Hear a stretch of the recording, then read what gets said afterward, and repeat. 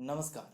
आप देख रहे हैं IBPS गुरुजी। और जैसा कि आप सभी को पता चल चुका है कि IBPS RRB PO का नोटिफिकेशन आ चुका है और क्लर्क का भी नोटिफिकेशन आ चुका है। हमने IBPS RRB PO के लिए एक एग्ज़ाम मतलब स्टडी प्लान लॉन्च किया है और स्टडी प्लान बहुत ही बेहतरीन है। आपको ज़रूर से चेकआउट करना चाहिए। आपको उस स्टडी प्लान की लिंक मैं आपको आई बटन पे दे दूंगा, या तो एंड स्क्रीन पे भी मिल जाएगा, तो डिस्क्रिप्शन में उसका लिंक मिल जाएगा। ठीक है। मैंने IBPS RRB PO और क्लर्क का सैलरी रिलेटेड भी वीडियो बनाया है कि उनको कितनी सैलरी मिलती है, और बाकायदा मैंने आपको सैलरी स्लिप दिखाई है हमारे फॉर्मर स्टूडेंट्स की। तो वो चीज़ भी आप देख लेना कि आपको कितना पर्क्स मिलता है, कितनी बेनिफिट मिलती है। ठीक है। और मैंने आपको ये भी बताया strategy to get 40 out of 40 marks in reasoning as well as 40 out of 40 marks in maths. तो आपको वो वीडियो भी ज़रूर से चेकआउट करना चाहिए, क्योंकि कोविड का माहौल है और आपको जॉब लेना पक्का है। ठीक है। आज हम इस वीडियो में चर्चा करने वाले हैं how to fill up the IBPS RRB 2020 application form, step by step procedure. ठीक है। मैं आपको स्टेप बाय स्टेप पूरी प्रोसीजर बताऊंगा। वीडियो को ज़रा भी स्किप मत करना, और वीडियो में बहुत इंपॉर्टेंट एक पॉइंट आने वाला है जो आपको ज़रूर से देखना चाहिए, वहाँ पर गलती मत करना। ठीक है। तो चलिए शुरू करते हैं।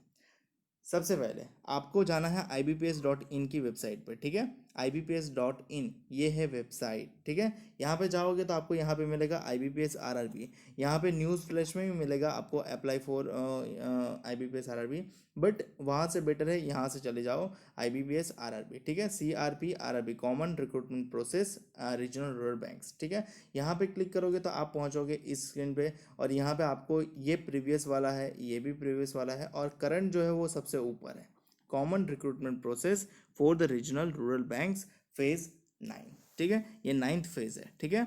आगे बढ़ते हैं। जब आप उस पर क्लिक करोगे तो आपको ये 4 लिंक मिल जाएगी। उसमें से सबसे पहली लिंक जो है वो click here to apply for CRP IBPS RRB recruitment of office assistant multipurpose under the, ये मल्टीपर्पज़ का अप्लाई करने के लिंक है। ये ऑफिस स्केल 1 के लिए अप्लाई करने के लिए लिंक है। ये ऑफिस स्केल 2 एंड 3 अप्लाई करने के लिए लिंक है।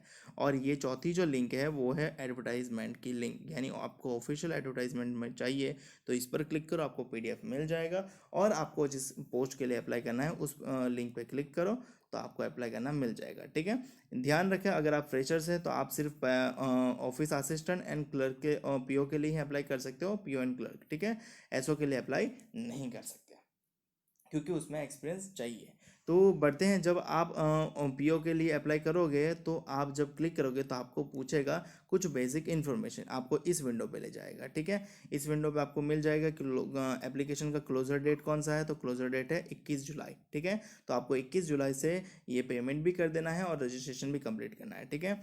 जब आप उस पर क्लिक करोगे, click here to apply for, तो आप यहाँ पे पहुँच जाओगे और आपको यहाँ से click here for new registration करना है। आपको नया रजिस्ट्रेशन करना है। यहाँ पे पुराना वाला रजिस्ट्रेशन नहीं चलता। अगर आपने प्रीवियस ईयर अप्लाई किया है आप समझोगे वो चलेगा, तो नहीं चलेगा, ऐसा नहीं है। ठीक है। तो आपको नया रजिस्ट्रेशन करना है। रजिस्ट्रेशन पर क्लिक करोगे तो आप पहुँच जाओगे इस विंडो पे, जहाँ पे आपको पहले तो PDF डाउनलोड करने को बोलेगा, वो होगी नोटिफिकेशन इंस्ट्रक्शन। और आप उस साइट से हट जाओगे, उसको ओके कर दोगे या कैंसिल कर दोगे तो आप यहाँ पे पहुँच जाओगे। यहाँ पे कुछ इंस्ट्रक्शन आती है, वो मतलब अभी तक लोड नहीं हुई इसलिए नहीं दिख रही है, तो आपको कंटिन्यू पे क्लिक करना रहेगा। आप जैसे ही कंटिन्यू पे क्लिक करोगे आपको ये एक फॉर्म मिल जाएगा। ठीक है। यहाँ पे आपको लिखना है फर्स्ट नेम। ठीक है। फर्स्ट नेम के बाद उस फर्स्ट नेम को कंफर्म भी करना है। अब फर्स्ट नेम में काफ़ी लोग क्या करते हैं, पूरा नाम लिख देते हैं। पूरा नाम नहीं लिखना है आपको, फर्स्ट नेम जो भी है आपका वही लिखना है। जैसे कि मेरा नाम है धार्मिक, तो मैं धार्मिक ही लिखूंगा और आगे कुछ नहीं लिखूंगा। ठीक है। जो मिडिल नेम है वो मैं यहाँ लिखूंगा, यानी मेरे पिताजी का नाम, और मिडिल नेम को कंफर्म भी करूंगा, यानी वापस दोबारा भी नेक्स्ट बॉक्स में लिखूंगा। ठीक है। उसके बाद मेरा लास्ट नेम यानी सरनेम पटेल है, तो पटेल मैं यहाँ पे लिखूंगा और मेरी पटेल सरनेम को वेरीफाई भी करूंगा। ठीक है। तो आपको एक वर्ड दो दो बार लिखना है, नाम भी 2 बार, पापा का नाम भी 2 बार, और सरनेम भी 2 बार। ठीक है। और यहाँ पे इम्पोर्टेंट चीज़ ये है कि कैपिटल में भरो तो ज़्यादा अच्छा रहेगा। ठीक है। ज़रूरी नहीं कि कैपिटल में भरना चाहिए, बट कैपिटल में भरो तो मेरे मानो तो मतलब मैं कैपिटल में भरता हूँ। ठीक है। बाकी आपकी मर्जी। ठीक है। मोबाइल नंबर 2 देने की ज़रूरत नहीं है, कोई भी एक दे दो, बट अगर आपके पास 2 है और आपको देने में कोई हर्ज नहीं है तो दे सकते हो। ठीक है। पहला बॉक्स में पहला मोबाइल नंबर, दूसरे बॉक्स में पहला ही मोबाइल नंबर अगेन, क्योंकि उसको कंफर्म करना है। ठीक है। Mobile number confirm mobile number. ठीक है।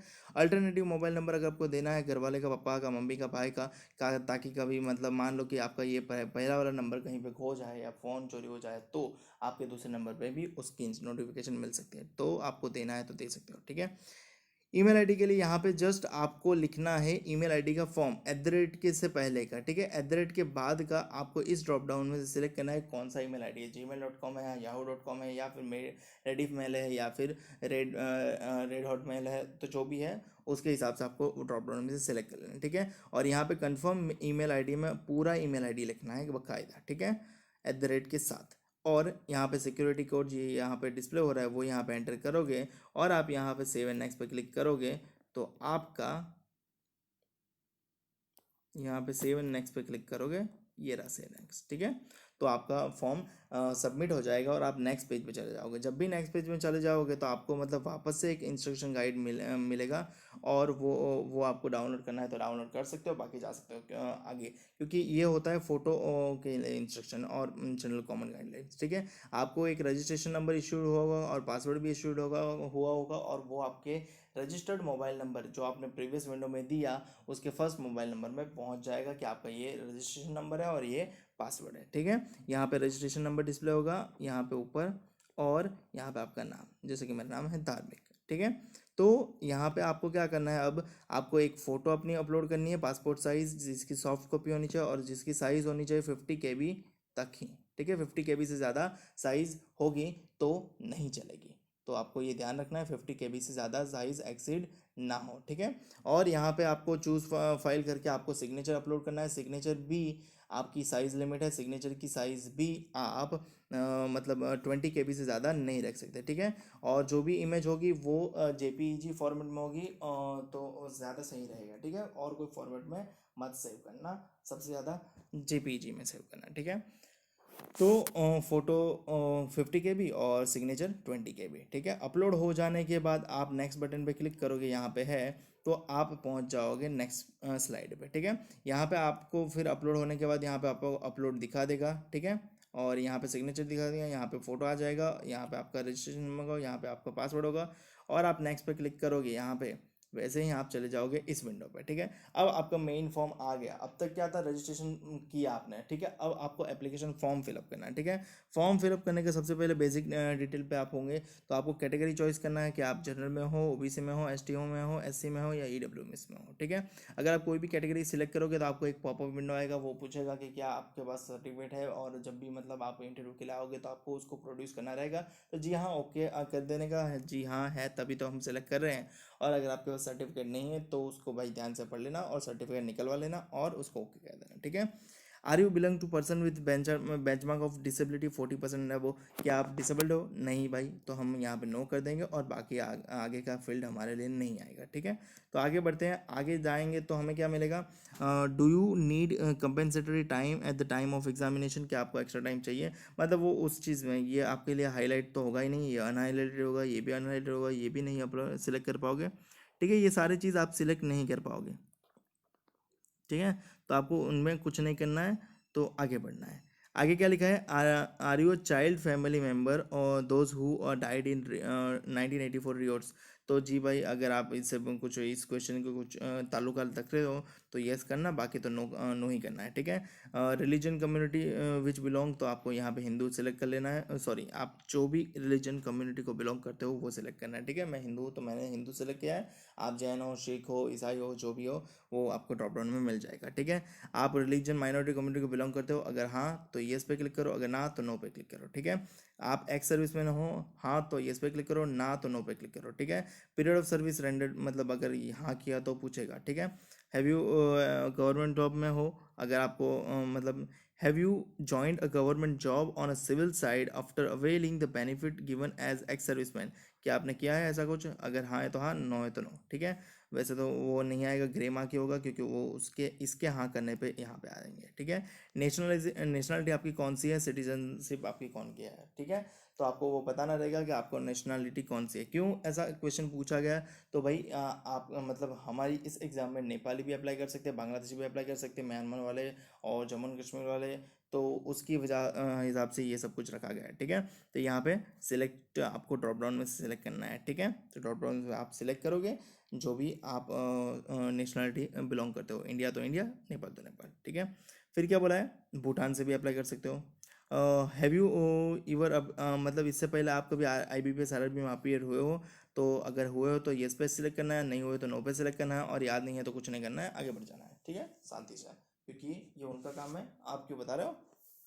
बट जनरली अगर याद है तो उसको अटेम्प्ट कर लो। वैसे तो यहाँ पर अटेम्प्ट करने का मतलब कितनी बार आपने दिया है वो चीज़ तो कैलकुलेट नहीं होती, आपको ऐसा कोई भी लिमिटेड नंबर ऑफ अटेम्प्ट नहीं है SBI PO की तरह, क्योंकि SBI PO में आपको लिमिटेड नंबर ऑफ आपको 4 टाइम्स ही मेंस एग्जाम देने को मिलता है, जबकि यहाँ पे ऐसा कुछ नहीं है, आपको जस्ट इन्फॉर्मेशन मांगते हैं। अगर आपको याद है तो बता दो कि हाँ मैं इस ईयर में अपीयर्ड हुआ हूँ, नहीं याद है तो कोई बात नहीं, जाने दो आगे, ठीक है। आपको फिर पूछेगा कि कौन से स्टेट के लिए अप्लाई कर रहे हो, तो जी हाँ, आपको यहाँ पे ध्यान से आपका जो स्टेट से अप्लाई करना है वो स्टेट सेलेक्ट कर लेना, और ध्यान रखना जो भी स्टेट सेलेक्ट करोगे उस स्टेट की रीजनल लैंग्वेज का नॉलेज आपके पास होना चाहिए, बोलना सुनना लिखना पढ़ना, ठीक है। और सेंटर ऑफ प्रिलिमिनरी एग्जामिनेशन आपको सिलेक्ट करना रहेगा, मैंने जैसे रैंडमली सूरत सेलेक्ट कर लिया, और centre of exam mains examination मैंने अहमदाबाद सेलेक्ट कर लिया, ठीक है। ये सेंटर ऑफ एग्जामिनेशन मैं अपनी प्रेफरेंस सेलेक्ट करता हूँ, मुझे नज़दीक जो पड़ता है मैं उसको सिलेक्ट करता हूँ, ठीक है। बाकी यहाँ पे आपको डेट ऑफ बर्थ डेट डालनी है, डेट डाल दो, मंथ डाल दो और ईयर डाल दो, तो आपकी डेट ऑफ बर्थ यहाँ आ जाएगी, और कैलकुलेट करके कितने साल के हो यहाँ पे आ जाएगा, ठीक है। जेंडर कौन सा है वो सिलेक्ट कर लो, मैरिटल स्टेटस कौन सा है वो सिलेक्ट कर लो, ठीक है। फादर का नेम यहाँ पे लिखो, मदर का नेम लिखो, स्पाउस का नेम लिखो, है तो, नहीं है तो कोई बात नहीं, यहाँ पे स्टार मार्क नहीं है, यानी ये मैंडेटरी फील्ड नहीं है। एड्रेस आपको लिखना रहेगा, एड्रेस लिखने जाओगे तो आपको एड्रेस लाइन 1, मतलब अब एड्रेस छोटा है तो आप एक ही लाइन में लिखोगे, ऐसा नहीं करना है, आपको जस्ट कुछ कुछ तो दूसरी तीसरी लाइन में डाल देना है, ठीक है। यहाँ पे डिस्ट्रिक्ट लिखो, जो डिस्ट्रिक्ट है वो, यहाँ पे स्टेट सेलेक्ट कर लो और यहाँ पे पिन कोड डाल लो, ठीक है। और यहाँ पे ये जो बटन है वो जैसे ही मार्क करोगे ये पूरा ऊपर वाला एड्रेस नीचे आ जाएगा। ये तब करना है जब आपका दोनों एड्रेस सेम है, ठीक है, कॉरस्पॉन्डेंट एड्रेस, यानी आपका घर कहीं और है और आप अभी रहे कहीं और रहे हो, तो आप वो एड्रेस भी डाल सकते हो, ठीक है। यहाँ पे आपको सिलेक्ट कर लेना है जो भी दोनों में से, मतलब आप जहाँ पे अवेलेबल हो वो मतलब अवेलेबिलिटी का एड्रेस सिलेक्ट कर लो, या तो फिर कोई भी सिलेक्ट करोगे तो चलेगा। वो ये GST इनवॉइस वैसे तो भेजता नहीं, आपको ऑनलाइन जो जनरेट कर दिए वो ही मिल जाती है, ठीक है। और यहाँ पे आपको फीस दिखा देगा 850 रुपये हैं, ज़्यादा है बट क्या करें, हमें जॉब चाहिए तो देनी पड़ेगी। सेव एंड नेक्स्ट करोगे तो आप पहुंच जाओगे अगले पेज पे। अगले पेज पे जाओगे तो आपको मिलेगा अब क्वालिफिकेशन एक्सपीरियंस इन लैंग्वेजेस का फॉर्म, ठीक है। इस फॉर्म में क्या होगा, आपको एजुकेशन क्वालिफिकेशन पूछा जाएगा, ये स्टार मार्क है यानी आपको मस्ट इसको फिल करना है, ठीक है। यहाँ से आप ड्रॉप डाउन में से सिलेक्ट कर लो आपका कौन सा स्ट्रीम है। अगर आपको अपना ऑप्शन नहीं मिलता, डिग्री वाला ऑप्शन नहीं मिलता, तो आप अदर सेलेक्ट कर सकते हो, जैसे कि इंजीनियरिंग वहाँ पे नहीं है तो मैं अदर सेलेक्ट करके BE इंजीनियर कर दूंगा, ठीक है। और डेट ऑफ पासिंग यहाँ पे मेंशन करनी है, तो जी हाँ ये है सबसे ज़्यादा इंपॉर्टेंट पॉइंट। अगर आप डेट ऑफ पासिंग गलत लिखते हो तो आपको मतलब मेंस में दिक्कत हो सकती है, मतलब इंटरव्यू के टाइम, ठीक है, क्योंकि वो पूछेगा कि आपने पासिंग डेट ये गलत क्यों लिखी है, तो आपको बताना रहेगा। पासिंग डेट वैसे कौन सी होती है, पासिंग डेट भाई साहब आपका लास्ट रिजल्ट जब आता है उस डेट को पासिंग डेट बोला जाता है, ठीक है। जैसा कि मेरा लास्ट रिजल्ट अगर 1 अगस्त 2019 को आया है तो मेरी पासिंग डेट हुई 1 अगस्त 2019। फिर मेरा सर्टिफिकेट भले ही अगले साल 2020 में क्यों ना आए, ठीक है, बट मेरी पासिंग डेट तो वहीं रहेगी जो लास्ट पेपर मैंने क्लियर किया, ठीक है, लास्ट वाला, ठीक है। यहाँ पे परसेंटेज डाल लो, पॉइंट में 2 डेसिमल पॉइंट तक चलेगा, और यहाँ से आपका ग्रेड सेलेक्ट कर लो कि आप कौन से क्लास में हो, first class, second class, distinction या फिर पास क्लास, ठीक है।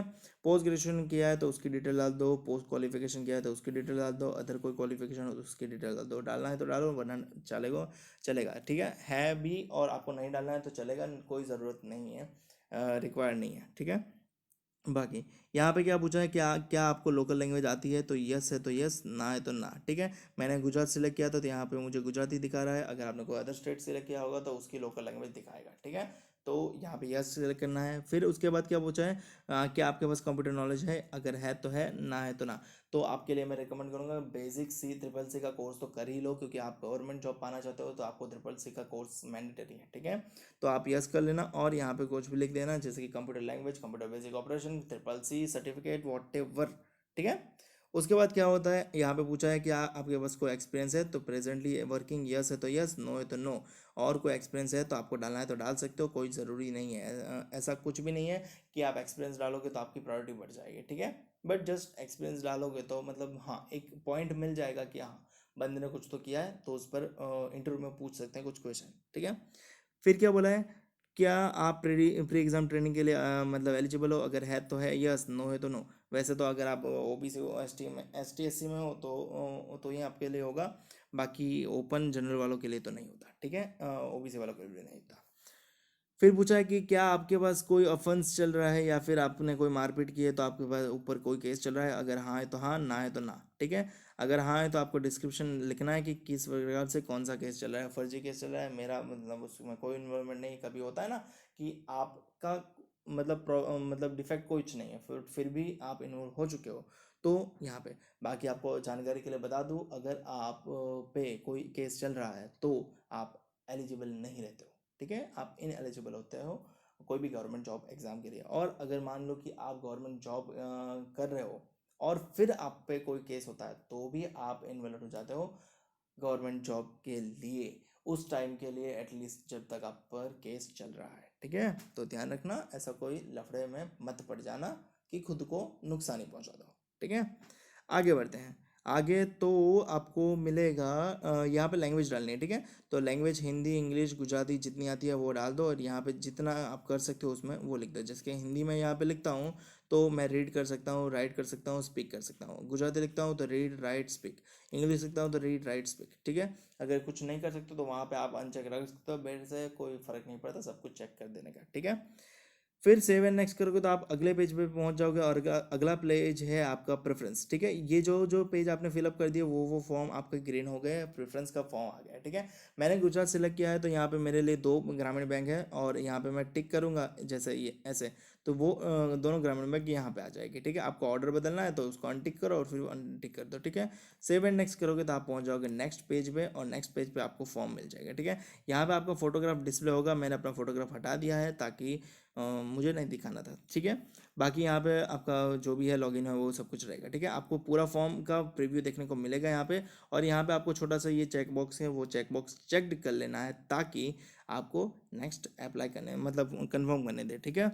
यहाँ पे पूरी डिटेल्स दिखाई गई है और ये फाइनल टाइम है कि आप पूरी डिटेल्स देख सकते हो और उसको एडिट कर सकते हो, ठीक है। तो ध्यान से पूरी डिटेल्स देख के ही फी पेमेंट के लिए आगे फर्दर प्रोसीड करना, ठीक है।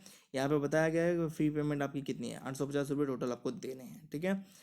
यहाँ पे बाकी आपकी डिटेल्स आती रहेगी। और आगे आपका फॉर्म में क्या है कि ग्रेजुएशन आपका जो भी है, डिटेल्स आपने जो भी भरी है वो सब कुछ यहाँ पे दिखाता रहेगा, ठीक है। और आगे यहाँ पे मैंने लैंग्वेज का जो प्रेफरेंस है वो दिखा रहेगा। अब उसके बाद आपको यहाँ पे करना है क्या, एग्री का टिक मार्क चेक्ड, और यहाँ पे करना है सिग्नेचर का टिक मार्क चेक्ड, ठीक है। ये तीनों टिक मार्क यानी फोटो वाला यहाँ पे था तो वो, ये एग्री वाला और ये टिक मार्क चेक करने के बाद ही आप फर्दर जा पाओगे, और आपको बोलेगा फाइनल सबमिट। इसके बाद आप कुछ चेंज नहीं कर पाओगे, चेंज करना है तो इससे पहले ही चेंज कर लेना, ठीक है। अगर कोई डाउट है तो भाई थोड़ा होल्ड कर लेना और 2 दिन बाद अप्लाई करना, बट अप्लाई करना, ठीक है। तो ये जैसे ही फाइनल सबमिट पे क्लिक करोगे आप पहुंच जाओगे इस पेज पे, जहाँ पे आपको देना पड़ेगा लेफ्ट थंब इम्प्रेशन। सबसे पहले लेफ्ट थंब इम्प्रेशन की जो साइज़ होगी, लेफ्ट हैंड का थंब इम्प्रेशन आपको देना पड़ेगा, और वो डिजिटली नहीं देना है आपको, मतलब सॉफ्ट कॉपी में ही देना है, बट स्कैन नहीं करवाना है। आप जैसे ही मतलब आपको थंब जो है वो साइन मतलब जो साइन होती है ना, उसके साइन पेड पे थंब लेके एक ब्लैंक पेज पे डालो, उसका फ़ोटो खींचो या उसको स्कैन करो और उसकी सॉफ्ट कॉपी बनाओ और उसको यहाँ पे अपलोड करो। मैक्सिमम साइज़ 100 या 150 KB तक है, ठीक है। फाइल की साइज। हैंड रिटन डिक्लेरेशन जिसमें लिखा होता है आई मेरा नाम here bye declare that the above information is given by me was submitted by me was truly correct हुआ है। और जब भी मतलब आप बोलोगे कि मुझे ये डॉक्यूमेंट देखना है तो मैं आपको प्रोवाइड कर सकता हूँ, उसी सिचुएशन में मैंने डाला है। ठीक है, ये दोनों डॉक्यूमेंट की साइज तकरीबन 100 या 150 के अभी तक ही है और वो अपलोड हो जाएगा यहाँ पे। तो यहाँ पे दिख जाएगा प्रीव्यू, पूछेगा कि आप प्रीव्यू देख सकते हो। ठीक है, सिक्योरिटी कोड डालोगे, सेव एंड नेक्स्ट करोगे, आपको पेमेंट करने को बोलेगा, कार्ड का नंबर डाल दो, ओटीपी डाल दो, पेमेंट खत्म, आपका फॉर्म सिलेक्ट। ठीक है, आप 2 फॉर्म फिलअप कर सकते हो अगर आप एज अ फ्रेशर्स हो तो आपको पीओ के लिए भी फिल करना है और क्लर्क के लिए भी फिल करना है। काफ़ी लोग के मन में डाउट होता है कि भाई पीओ और क्लर्क की डेट क्लैश हुई तो भाई ऐसा नहीं होता। आईबीपीएस खुद ये एग्ज़ाम कंडक्ट करता है और खुद ये मेक श्योर करता है कि आपकी एग्ज़ाम क्लैश ना हो। ठीक है, तो आप दोनों पोस्ट के लिए एलिजिबल हो। अगर आपको सैलरी स्लिप देखनी है दोनों पोस्ट की कि ऑफिसर स्केल 1 को कितना मिलता है, ऑफिसर को कितना मिलता है, तो आपको यहाँ एंड स्क्रीन पे तो मिल ही जाएगा, डिस्क्रिप्शन में भी उसका लिंक मिल जाएगा। तो जल्दी से वो वीडियो भी ज़रूर से चेकआउट करना।